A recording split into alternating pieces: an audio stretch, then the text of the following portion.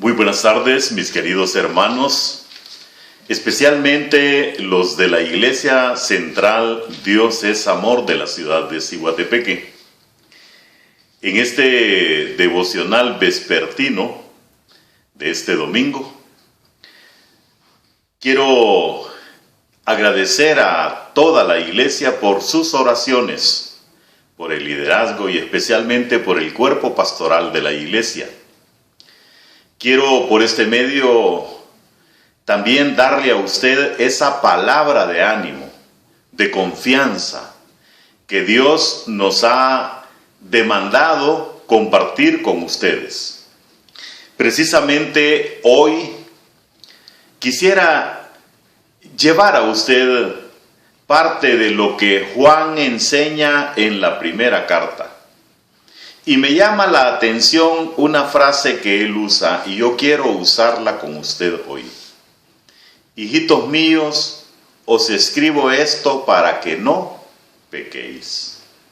Mire qué precioso deseo el de Juan cuando escribe a la Iglesia Universal. Es el mismo deseo que priva en el cuerpo pastoral de la Iglesia.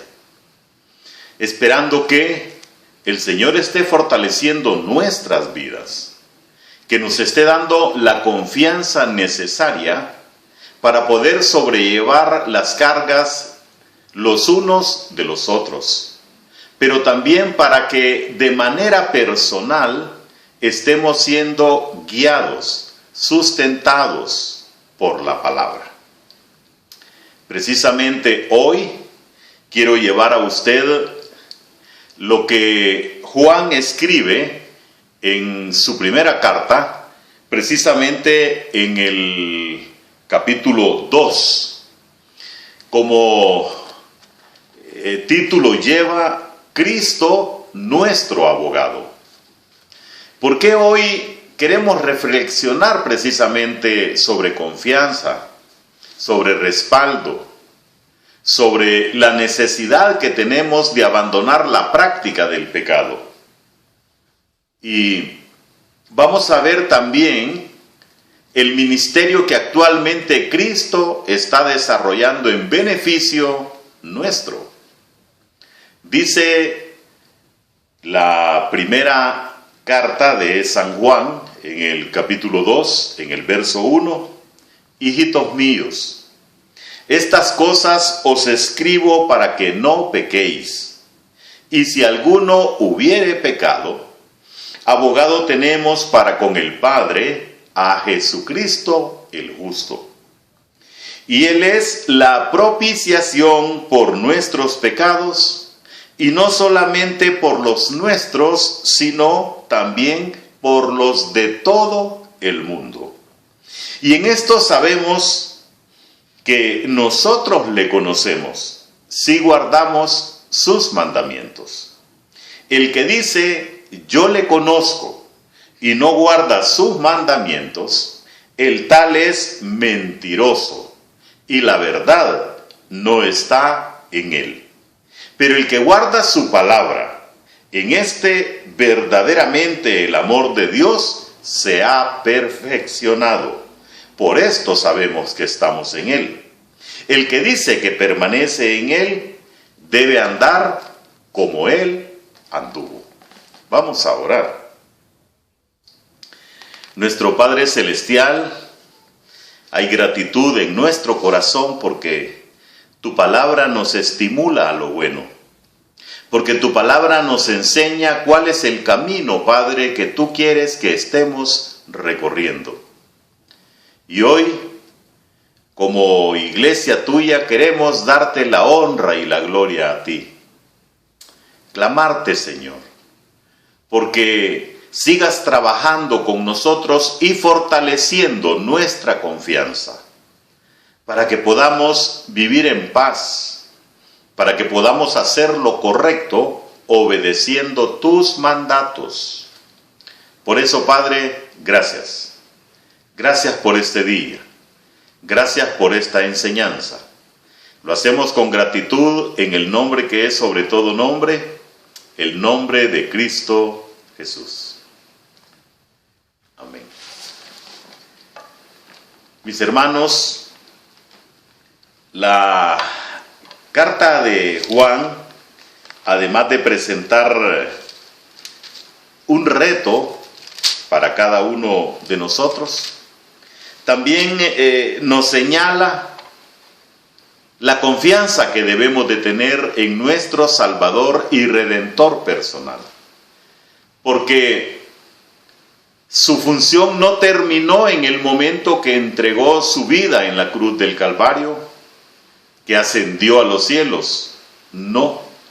Esta porción bíblica nos ha enseñado que Él, aún en este momento, está desarrollando un ministerio precioso.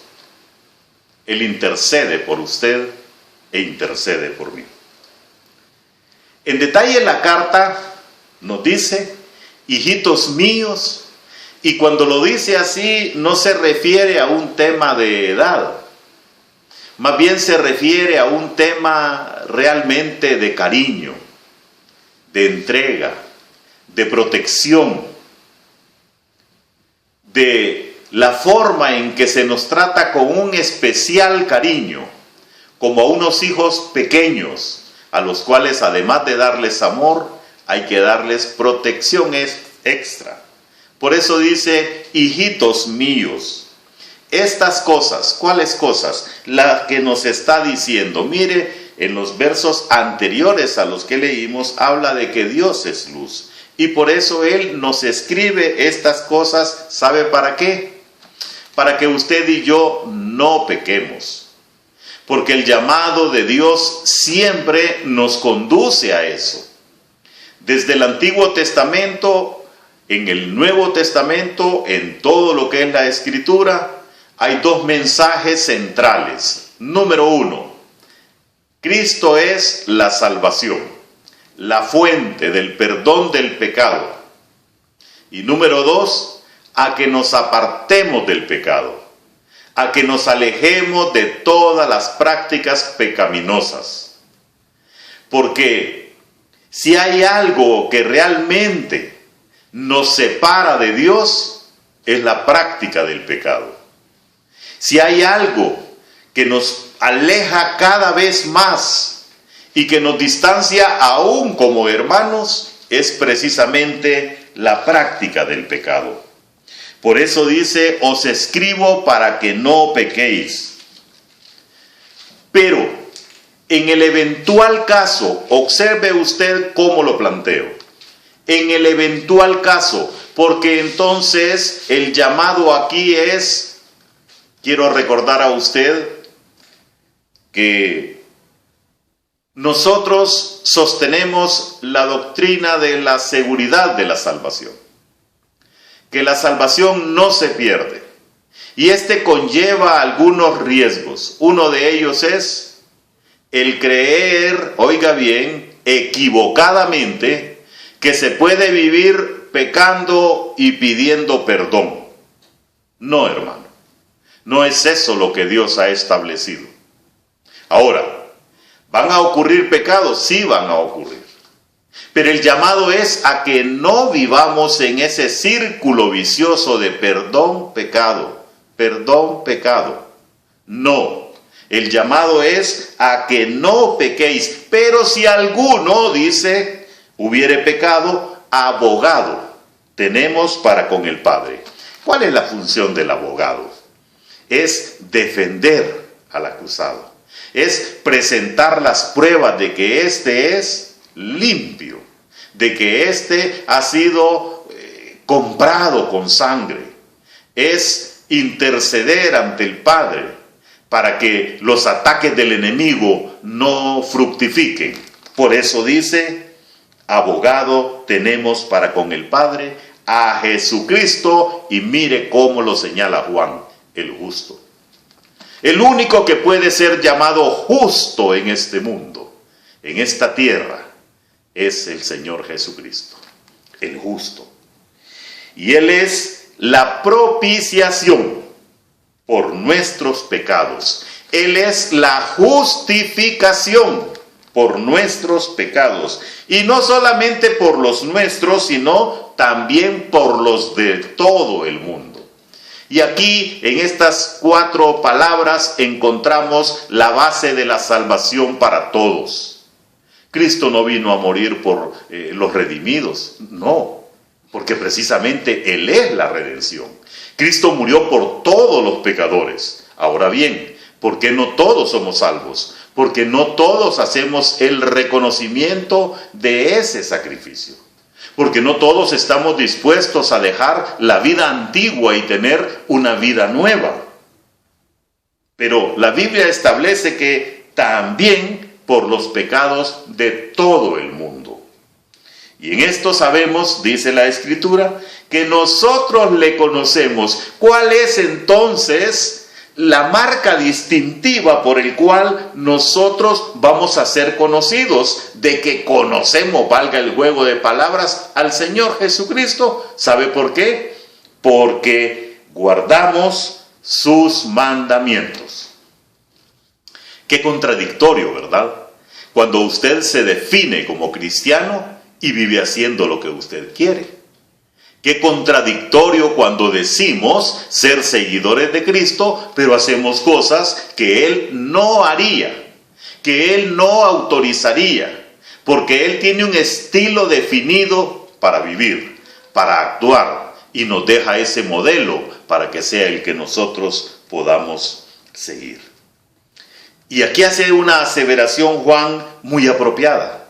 El que dice, yo le conozco, y no guarda sus mandamientos, el tal es mentiroso y la verdad no está en él.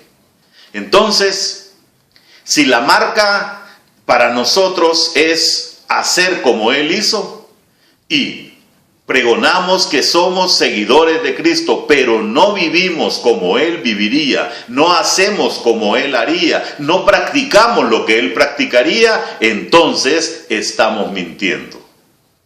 Nuestros hechos nuestros actos realizan diferentes a lo que enunciamos como cristianos. ¿Y sabe qué? Es mentiroso el que tal cosa hace. La verdad no está en él. Pero dice el 5, el que guarda su palabra. Aquí está entonces el asunto que nosotros debemos de considerar. Aquí está el quid del asunto. Aquí está el secreto. El que guarda su palabra. Guardar la palabra del Señor no es agarrar la Biblia y ponerla en un sitio seguro. No, hermano. Guardar la palabra de Dios es obedecerla. Se lo vuelvo a decir, obedecerla. Ese es el guardar la palabra. El conocer lo que Dios estipula y obedecerlo para cumplir lo que Él determina que debemos de hacer. En verdaderamente, el amor de Dios se ha perfeccionado. Mire usted qué bonito. La perfección del amor de Dios se logra, se manifiesta en aquel que obedece la palabra del Señor. Por esto sabemos, dice la Escritura, que estamos en Él. ¿De qué está hablando en síntesis entonces? Del testimonio de vida. No podemos decir con nuestra boca que hacemos una cosa y con las manos rechazar lo que acabamos de decir con la boca. Porque hacemos cosas que, dice la gente, pareciera que no es cristiano porque dice cosas que no debería de decir. Actúa como no debería de actuar. Entonces, verso 6, el que dice que permanece en Él, oiga usted, se lo voy a decir despacio, debe andar como Él anduvo. Debe comportarse como Él se comportó, como un modelo de hombre, como un hombre que primero puso a los demás antes que Él, que vio las multitudes y tuvo misericordia de ellas, que enseñó a sus discípulos y que a todos aquellos que instruyó, lo hizo con el ejemplo, haciéndolo Él primero, haciéndose servidor, haciéndose sirviente, haciéndose sacrificio, y aún un sacrificio en la cruz. Ese es el ejemplo que el Señor Jesucristo nos dio. Un ejemplo de oración permanente, un ejemplo de entrega, un ejemplo en el cual nosotros deberíamos de estar imitando permanentemente la actitud del Señor Jesucristo en cada uno de nuestros actos.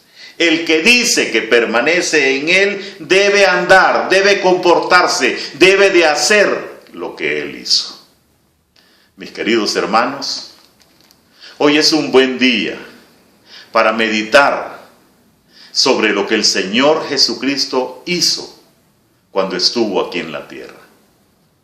Cómo oraba, cómo trataba a sus semejantes, cuál era el propósito de sus visitas, cuál era el propósito de reunir a los grupos. Y cuando nosotros conozcamos exactamente cuál fue la manera de actuar del Señor, entonces ahora ya tenemos un reto doble. Doble porque debemos de comparar nuestra vida con la vida del Señor Jesucristo. Debemos de comparar lo que nosotros hacemos con lo que Él hacía. Y cuando lleguemos a una encrucijada, deberemos de pensar ahora inevitablemente, ¿qué haría en este momento el Señor Jesucristo? ¿Cómo reaccionaría Él en este caso específico? Ánimo, hermanos. La situación del país es sumamente compleja, delicada, difícil. La situación del país es en grado superlativo lo que es la situación individual de cada uno de nosotros. Todos estamos pasando por momentos difíciles.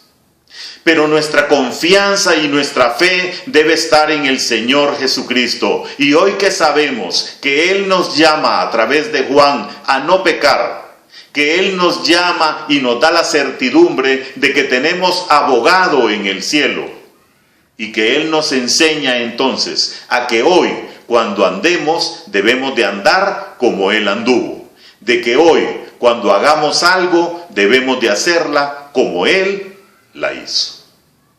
Qué hermoso ejemplo. Qué precioso modelo de vida. Qué reto tan grande el que tenemos ahora para poder decir que somos cristianos. Gloria a Dios. Bendito sea el nombre de nuestro Padre. Vamos a orar. Padre, queremos darte gracias en primer lugar por el ejemplo perfecto que tú has dado de una vida consagrada al servicio a los demás. Y ahora, Padre, queremos nosotros también tomar ese ejemplo para nuestras vidas. Solo te pedimos que nos des la fuerza necesaria, que nos permitas escudriñar la Escritura con el ahínco, con el deseo, con el enamoramiento de aquel que te ama con profundidad. Gracias, Padre, por lo que tú haces. Gracias por lo que has desarrollado en este mundo a través de este confinamiento. Gracias también porque estás cumpliendo un propósito.